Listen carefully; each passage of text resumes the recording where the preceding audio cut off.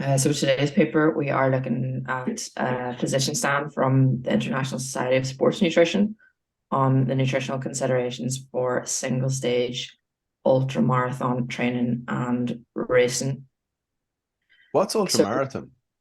so ultra marathon is standard marathon 26.2 miles. Ultra marathon is anywhere up 150 to 3,000 miles it ranges in. Three what? Didn't say Three 3,000. 3,000 miles. 3,000 miles Yeah. So across on obviously a a couple. motorbike. 3,000 miles. No, I'm not messing. Am I hearing that correctly? So that's looking at, That can't be yes. right, Gemma. Read that again. The distances of multi-stage events can range from 150 miles to 3,100 miles. Like if you can But only like, do, if you do, what are they doing per day? can you bike it? They must be on a bike. Oh, there's a car journey for a period Well, it's stages. They do it in stages. So they over a over a year. over a year. Yeah. That'll take me at least 3 years. I wouldn't even like to go on a 3,000 miles in a plane. But this paper is only talking about single stages of 150 miles. Only 150. Yeah. 150 miles. Mm-hmm. I'm actually working with an athlete at the moment that's preparing for an 80-mile race. And he was telling me he was doing a race at the weekend. And he's like, but I'm not really worried about it. And I said, okay. And I said, well, what distance is that? He said, oh, it's just 30 miles. Oh, yeah, we're just going to do a race the weekend, 30-mile race. Jesus Christ. Insane. Edit that out. That Jesus Christ, John. Edit that out. No. Yeah, okay. It's a really interesting paper. It's the first one I've read properly. I haven't read it. Are we just total nerds? Speak for yourself. Use No, more. would you describe yourself as a nerd? Yeah, sometimes. I think the glasses, when I wear glasses, That defines I it. feel like a nerd. I certainly wasn't a nerd in school. I used to be drawing animals on buckets and serious messing going on. I was the class fool, class clown. Okay, the paper. The paper. Start So again. some of the struggles. Okay. We weren't taking So you seriously the first time. Yeah, come on, I've got a microphone. You have to take me serious here. You got all dressed up as well, didn't you? Don't dress up. I wear this all the You time. wear black. You're wearing black. And Eva has her hair done. Oh yeah, you've got that other thing on today, Eva. That's why you're dressed up. Oh, I thought it was for this. Out of my dressing gown. Hair straightened. So some of the struggles, maybe start from there, but approximately 90% of amateur ultra marathon runners consider nutrition to play a fundamental role in performance. So they recognize that it is important, but many of the athletes, they still neglect basic recommendations, nutrition principles that they could follow. Does that sound familiar? Every sport and athlete that we work with, yeah. Let's just a minute on that, because I think it's worth talking about.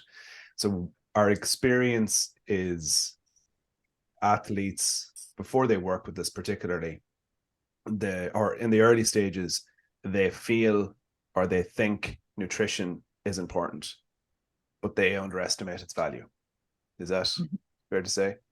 Eva, what's your experience so far?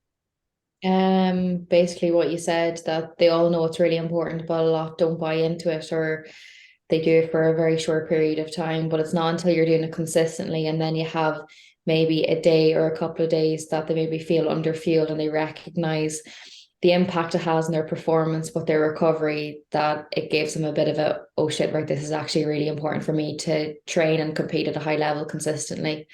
So it's until you can recognize the good and the bad and be able to kind of merge them together, then it's a really fundamental part of their performance.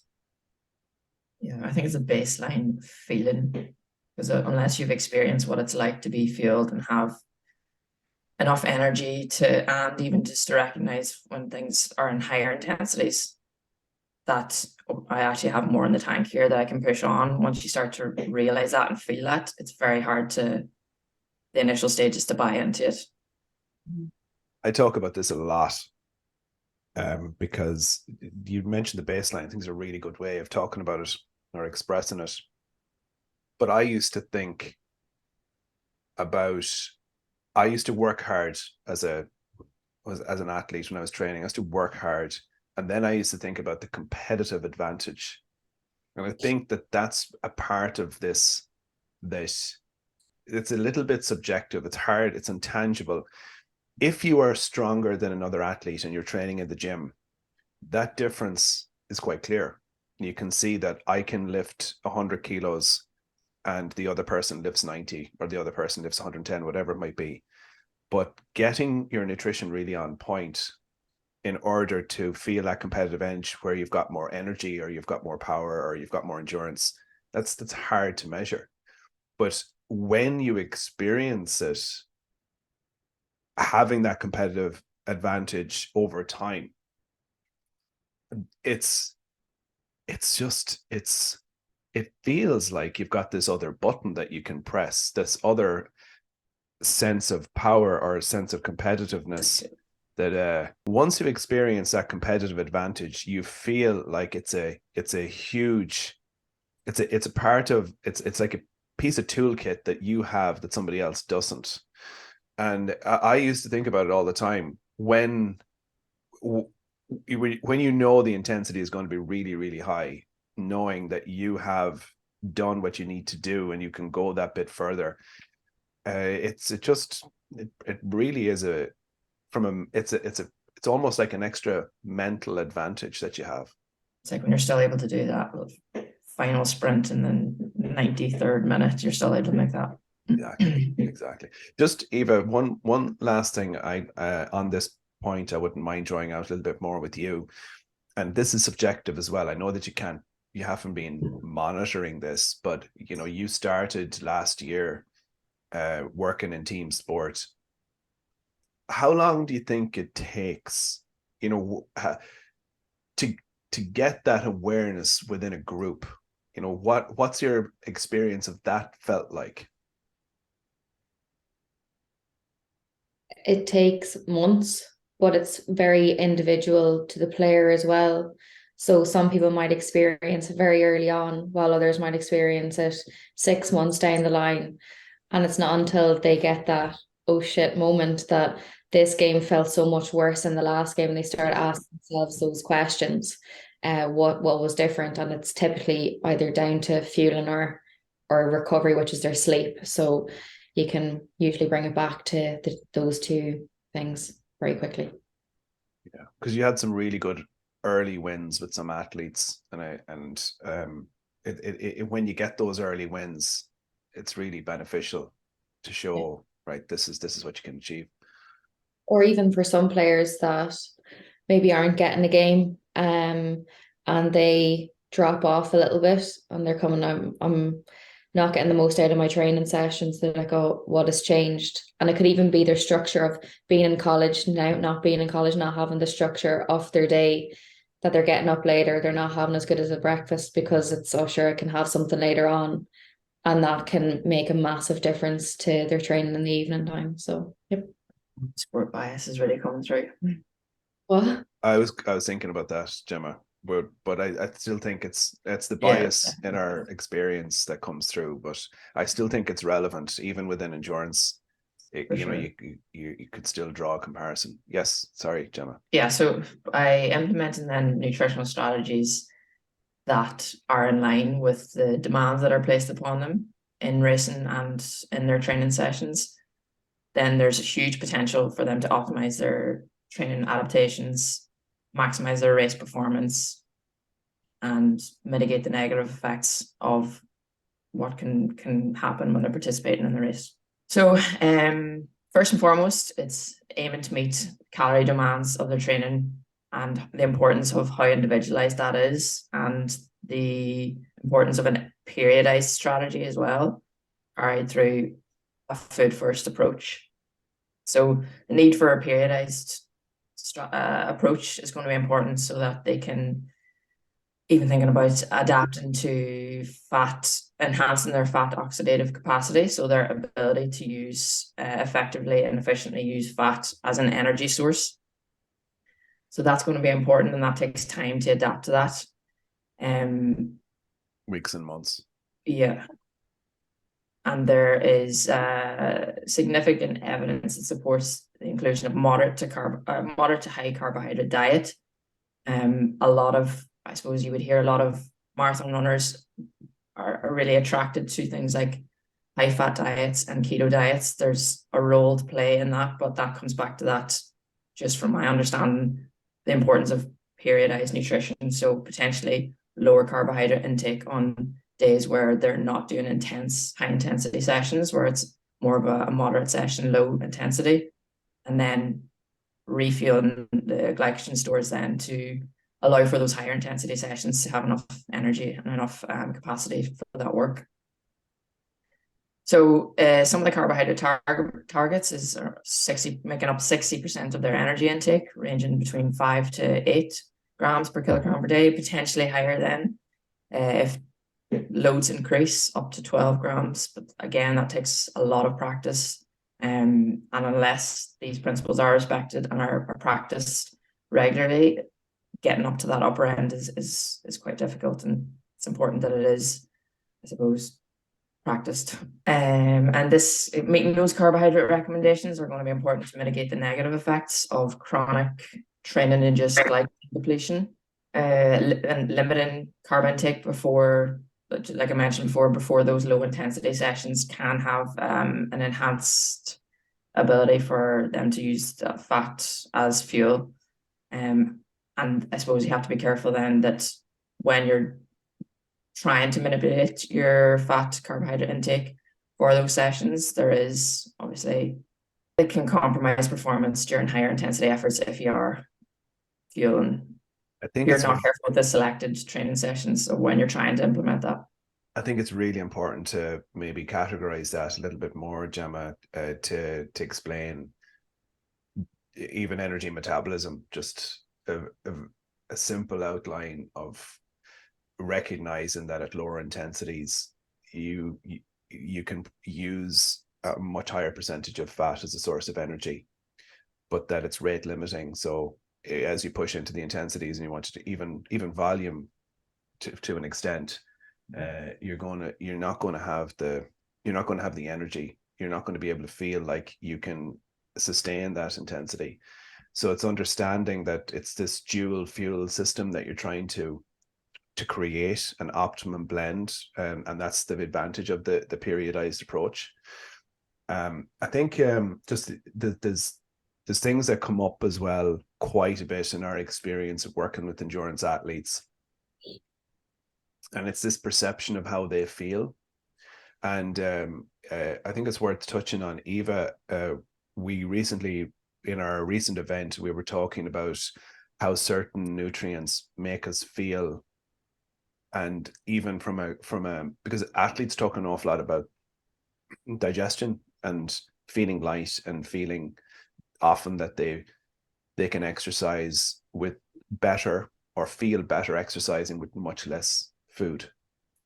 And Eva, you explained that when you consume more carbohydrate-based foods, what happens within our digestive system? Yeah, so when we eat carbohydrates, for every 1 gram of carbs, we absorb around 4 grams of water within our digestive tract. So it's common that when we consume a lot of carbohydrate-rich foods, we can feel a little bit more bloated. It really depends on the person, but also the type of carbohydrates we eat. If they're whole grains, if they have lots of fiber as well, they're harder for your body to break down. So it takes longer for your digestive system to use them versus simple carbs, which would be the likes of like some fruits, fruit juices, dried fruit. They're easier for your body to break down and be used as fuel. So for a lot of athletes, they will go for, well, the basic principles is low fiber options on the day of their race or the day of their game or competition. And that's so it's just not causing any digestive issues, and the carbohydrates to be using can be used quite quickly. Back to you in the studio, Gemma. thanks, Eva. Gemma is like, can you just what I've heard this. Bliss to be here. Yeah, I've got 6 more important points that I need to say.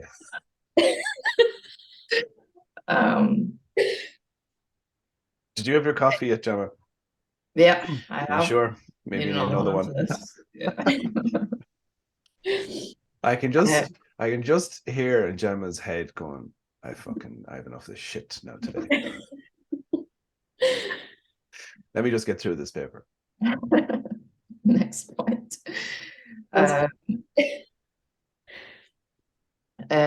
Protein intakes as well. So I suppose during training on a normal day, the regular recommendations is 1.6, anywhere 1.6 grams per kilograms per day, which will help to maintain lean mass and support recovery from their training. Are you yawning, Eva?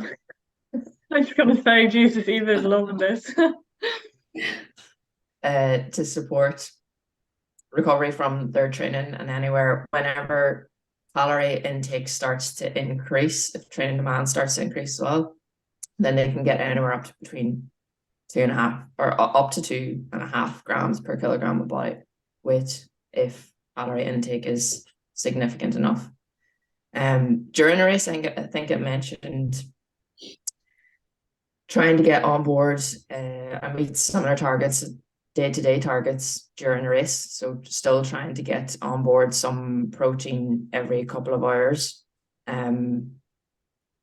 Within race, it mentioned carbohydrate targets, and I think there was a decent table there to show every hour between 30 to 50 grams of carbohydrates, along with 5 to 10 grams of protein. But if protein isn't, if it's affecting consumption, if it's affecting like GI discomfort, then consuming BCA branched chain amino acids can be helpful in that situation, so that you can consume enough carbohydrates without having to take on volumes of food from protein. I thought that was really interesting. And when I was doing some work on supplement formulations, I mean, we're talking about back in 2009, Jesus, 14 years ago. This was a big area of research, and this looking at liquid amino acids and branched chain amino acids and the potential influence on central fatigue is because they can cross the blood-brain barrier is really interesting. And it's not necessarily about energy availability, but it's actually our perception of energy and perception of fatigue that can be altered. And I thought, you know, you're getting to a point where we would love, I should say, to be able to talk about these fractional changes in strategy once we've covered the 99 other things. But it's definitely something that grabs your attention, isn't it? As I think even if because endurance athletes tend to be good with reading up on certain things like this, it's very hard, I suppose, when you get attracted to these things and you want to try and get those tiny little things right, but then you might be ignoring the bigger picture, the bigger blocks that are going to be more important. Like, first and foremost, are you actually getting enough calories throughout the race as well as during your training blocks? So I can see how it might be hard or might be difficult to actually be able to ever implement any of these strategies. The reference to Gemma to the amount of calories being consumed, that point that we were discussing before this, what do you have that to hand, that percentage of calories consumed for race day versus actual spend that they were actually getting? It was like between 36. The calories consumed by some ultra endurance athletes is reported to be between 36 and 53% of racing energy expenditure, as low as 36%. I mean, when you're talking about variables that can influence performance, that's it's pretty stark. The recommendations there was to avoid those calorie deficits. The aim was between 150 to 400 calories per hour. And that was that reference. Within that calorie target, 30 to 50 grams coming from carbohydrates and 5 to 10 coming from protein. There's a good table there in the list of foods that are commonly consumed as well. Even within that, so they're the actual figures, the targets, but then you have to consider palatability, individual tolerance, and it mentioned then increased preference for savory foods in longer races. Fascinating. Yeah, I would have definitely. worked with the athletes that would have used things like jerky as well. Even though Right. I couldn't think of anything worse to eat, but the Yeah. saltiness and the different flavors that that they would enjoy chewing on something like that. In the last Empower program, one of the endurance athletes who should be doing a lot of hills, one of the latest things was having hula hoops. Hula hoops. Yeah, because they're salty, but they're also basically dissolve in your mouth. It did mention in that thing the crisps. Did Yes, it? and Yeah. tuck crackers. Oh my God, I would be so sick eating those things. I used to eat those in primary school. Oh no. Do you know Yeah. what comes to mind straight away? You're talking about dissolve or things that dissolve. Skips. Are they still Yeah. around? Yeah. Yeah. So ones that it was the tucks, hula hoops, and then gels, and more kind of liquid sources than dried fruit as well. They're actually mostly trail mix. That'll be the thing that people will take out of this now. Pringles, Yeah. Skips, So what was that? Skipped? It also mentioned then obviously having a hydration strategy in place, where it was looking at fluid volumes of between 450 to 700 mils per hour are recommended during racing. It talked about some athletes water loading and some of the strategies that they would do, thinking that they're helping themselves, but having a individual strategy and having key measurements and how to monitor hydration strategy is going to be important, and also what you can tolerate as well, and the importance of electrolytes. So fluid requirements are going to be elevated when you're running in hot or humid conditions, and the importance of electrolytes in these scenarios are going to be needed, and the sweat losses are going to be more significant than what can be provided by most commercial sports products like a sports drink. So again, you're going to be looking at having specific recommendations in terms of the sodium concentrations that's needed for your individual hydration strategy across the race. What's water loading, Gemma? Because I think it's a really important one to explain.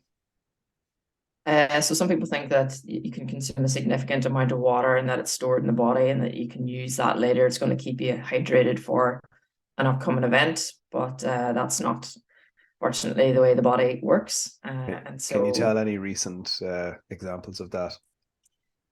So we not mention any names, there, of course. Yes. So we work in a sport with motorsport where it's really important that they are well hydrated for an event where there's significant sweat losses. And it's believed by a lot of people, I've heard it a lot, that if we can get enough water on board before the event, then it'll help when we get out there into hot conditions and sweat losses are greater. So it's important that there is specific strategies in place where you are maintaining hydration levels and that you're going into event well hydrated, but not more so than needed. And I think the other thing that I would experience a lot is nervous drinking, where people will, on the way to games, it's almost like a stag party, to pull the bus over because people are drinking too much water. Thinking that more water is better, but just being conscious that you can certainly overdo it as well. So having that structure, as you mentioned, Gemma, is so important. So having structure and making sure that everything is individualized and that your whole plan is completely periodized, individualized to you, and it's well practiced so that there's a good understanding of what foods are going to work. And that's highlighted again, we mentioned before about GI distress, and then having upset stomach can significantly impact even trying to implement these strategies. It's not going to be something that just a matter of hitting these targets. It's going to be something that needs a lot of feedback over time, a lot of reflections on what's working, what's not working, what needs to change. Some of the other points that were mentioned, I think kind of highlighted before, but the support of keto diet or ketone esters to improve ultramarathon performance is lacking, and there's further research needed, and that's something that you would tend to hear a lot from anyone in endurance sports are eager to try. I suppose it's just from my end, it's quite far down the list, and it's hard not to tell a very quick story in my experience of doing. I was a part of a major ketone study that was conducted in DCU, and the idea was that you have to exercise. Did I tell you this story? Did I tell you about this? I think so, yeah. I think so, yeah. So you had to exercise to exhaustion. The idea is you would do about an hour, about 60 minutes, maybe a little bit more of repeated sprint. And throughout that period of time, so first of all, you did a cognitive test, and then you're doing the exercise, and then you had to drink a placebo or you had to drink the ketones. And at the very end, there's it's exercise to exhaustion. So you have to run as hard, as high intensity as you possibly can for as long as you can. And then you have to repeat your cognitive test. So you do it placebo or ketones, and I don't know, did I do it two or three times? And the experience of it was simply horrific. It was horrific. Like the digestive problems that I experienced, the bloating, the belching, the discomfort was horrendous. And I didn't know which I was drinking. I wasn't sure. They like, I had to hold my nose. They give you a peg to put over your nose because the ketones and the drink is so unpalatable. But my experience was that the consumption of the fluid, the volume of fluid, particularly with the ketones that I found out afterwards, impeded performance. It impeded performance, physical performance. But the results of the study showed a potential for improvement in cognitive function. So under fatigue, the ketones were suggested to favorably influence decision making. Very interesting. So rather than it being something that could, in that research, that was the point. It was very pointed, but that outcome was much more, can you make better decisions under fatigue as a sports person? Now, how that relates to endurance performance, Yeah. you know. Yeah. Emma, heard the taxi back to the airport. Taxi back Yeah. in Portugal. The taxi man was a cyclist, like endurance cyclist, and he said, like, what would you think of ketones? And we were, well, it was me in the front. I was gone. I was like, you do that.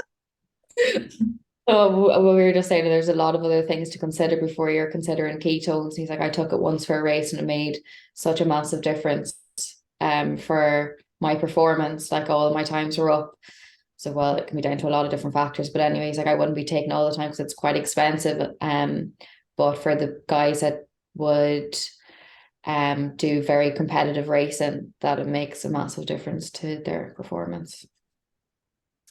He seems serious enough about his training and nutrition too. Anybody who's talking about ketones are training at a serious level. And I remember when it came out first, it was suggested that in particular was one, like Team Sky were supposed to be the team that were using ketones, and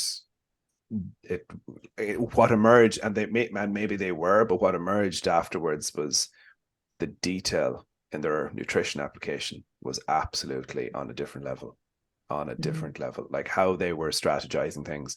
And Gemma, might be something that we can share actually after this, the video that we have watched with Chris Froome, and just how detailed their nutrition planning is, just shows you how important that part of it is before you even consider something. He wasn't talking about ketones. Yeah, they were the main points. There were some points in on supplementation, like the use of caffeine to sustain performance in the latter stages of racing, especially when they mentioned sleep deprivation may compromise the safety of the athlete. So with long in events like this. My only other thing that I thought that not the only thing, there's two major things that comes out of going back over a position paper like this, a position stand, is the depth. We could have talked about one aspect for an hour, just one aspect. We could have talked about the supplementation. We could have talked about protein or carbohydrate or ketones. Like the depth of detail that you have to cover, and this is our area of expertise, how challenging it is to understand and make sense of all this information. The other thing was like something as simple as knowing most athletes recognize carbohydrates as important, fueling during exercise is important, and then the individual responses to using carbohydrate, and even a slightly higher level of a gram or so, or 2 grams of carbohydrate extra per kg, and how that can affect the digestive responses.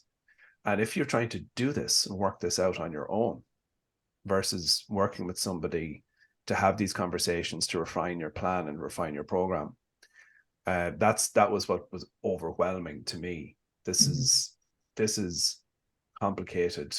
Of course, the structures that can be put in place can be really well streamlined and very simple, but it's hard to do it on your own. Yeah, and I think even having the conversation on a continuous basis is to reflect on what you're doing rather than sometimes coming up with your own solutions if you're not in any way educated in the area is difficult. So having someone to come back to and to have these proper conversations with, to see if there's something else that can be implemented or changed, is very helpful. But that was my thoughts as well, is that there's so much that you can get into when it comes to having a strategy or a plan in place, but it's so important that if you're, no matter what sport you're in, but feeling confident and feeling clear in what's in front of you and what you're going to do by the time the race comes about, is going to be really empowering for your actual performance. So we have developed, like, we are fascinated with this space. And before we started recording, I said about how enjoyable it is to read these papers and to discuss them in the group. And I feel really fortunate to be able to do that with this team. And we have developed the Empower Your Performance program because we recognize how valuable it can be, and we've seen the feedback from athletes that we work with. And for me, that was the first thing that I recognized, that it's not just about meeting the guidelines, and it's not just about developing sophisticated strategies. It's actually being able to give people the opportunity to speak about their preparation and how much that can help in clarifying what people need to do. And I think that can be underestimated. But yeah, so Empower Your Performance is everything that you need to know from a fueling, recovering, building confidence and clarity in your process from your individual sport. So if you don't have a background in nutrition and you're reading some of even the guidelines, you're reading some of the papers, you can kind of understand it, but you don't know how to practically put it into your own sport.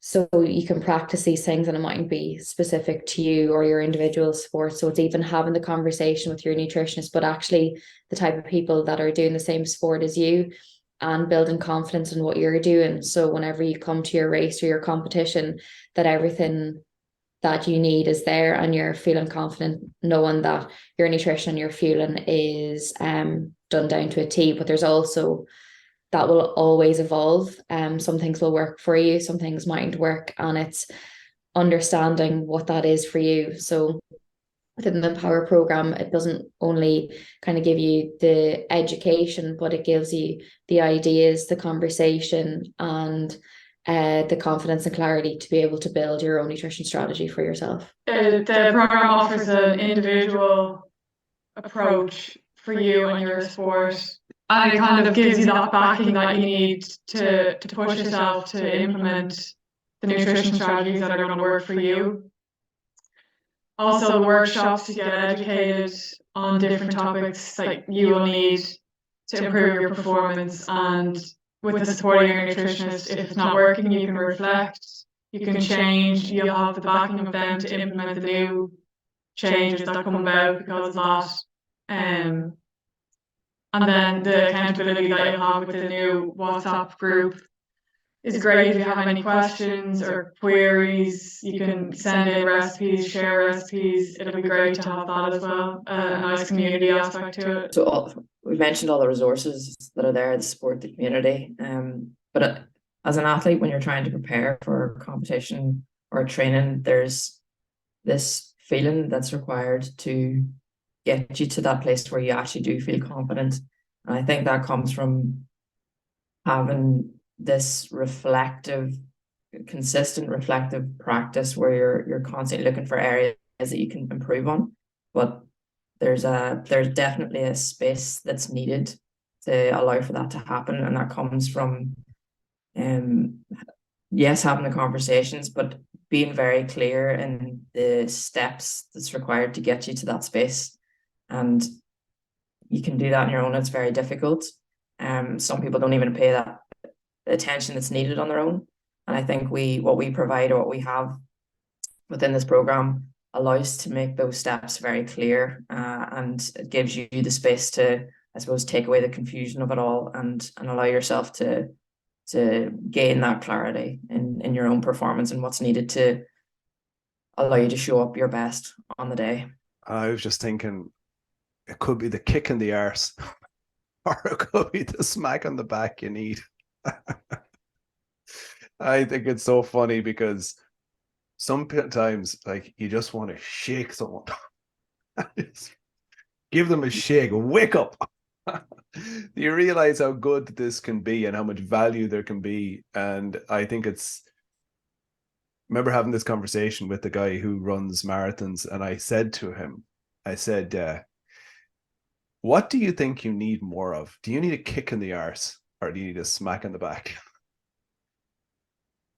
He said, honestly, probably both. And I think it's hard to define. I mean, clearly it's such an individual thing. But if you've got somebody to have the conversation with, that I think the part that we feel, you talk about the emotion there, Gemma. We care so much about this. We feel so strongly about its value. And we want to give people that opportunity to feel, as you said, the difference it can make to the performance. And you'll feel that within week one. So you'll feel that in week one.